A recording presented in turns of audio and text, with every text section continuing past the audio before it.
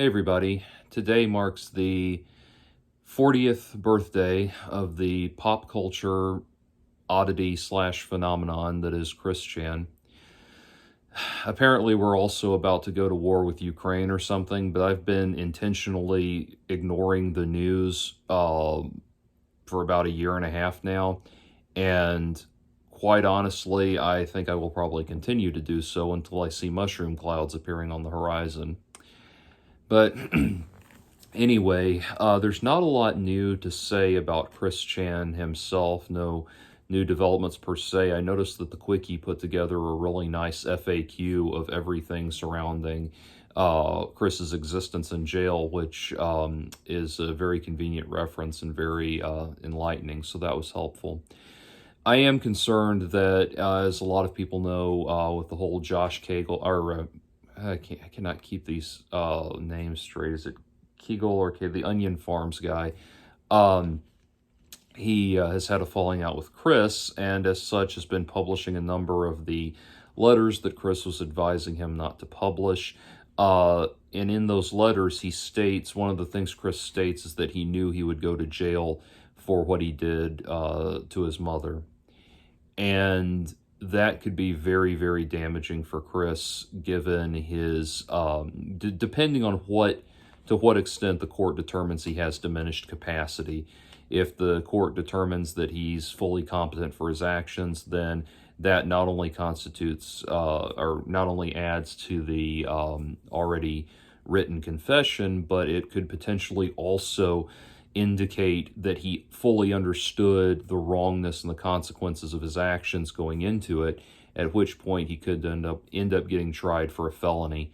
I personally do not want that to happen. I sincerely hope that this ends with Chris finally getting the help that he needs and being put in an appropriate facility.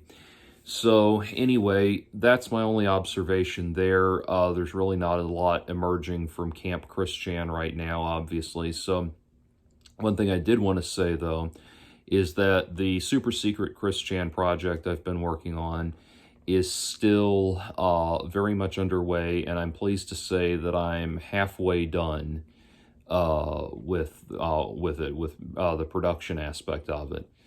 So halfway there, the timeline, and I say that because the timeline for my outline holds the death of Robert Chandler as being the transitional point for Chris, the halfway mark, the solid line of demarcation. Because if you think about it, and other people have pointed this out too, if you think about it, Chris did not really start going off the rails until after Robert passed away. Before that, Robert was really the only thing keeping him in line, and before that, he was just behaving oddly on camera and videos and putting out ridiculous comics.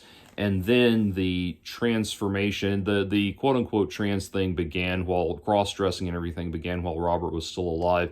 But after Robert passed, there was really nothing restraining Chris anymore. So that, in my examination of Chris, is kind of the halfway point. So that's where the project stands. I'm deliberately not saying very much about it just because I don't want to be building up a lot of hype. And have it be something that's either all for naught or unsatisfying or something like that.